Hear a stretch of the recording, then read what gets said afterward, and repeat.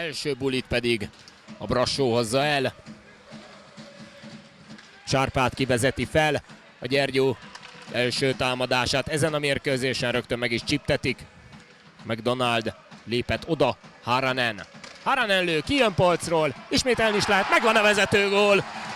Daniel Tranka góljával vezet a Gyergyó.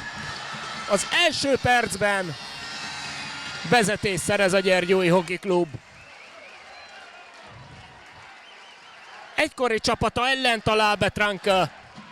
Tegnapi Gyergyói első gólnál éppen Rasszulov hibázott. Kozma, gól! Kozma Zsolt! Mekkora gól lő!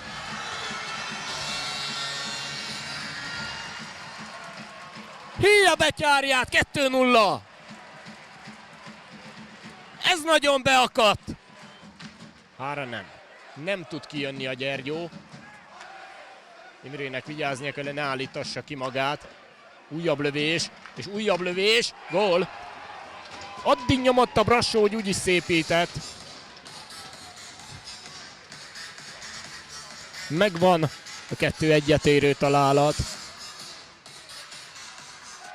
Továbbra is jól passzolgatnak, ez egy eladott korong, és helyzet. Császár jól vissza. Gól! 3-1. Kihasználja a Gyergyó az ellenfél hibáját, és megszületik a harmadik gól. Ez nagyon fontos, hogy nem 2-2 lett, hanem 3-1 a hazai csapatnak.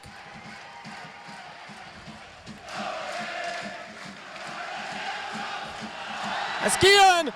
Gól! A buliból egyből a negyediket is megszerzi a Gyergyó. Én meg nem mondom, hogy ki a gólszerző, de megint 4-1 az állás.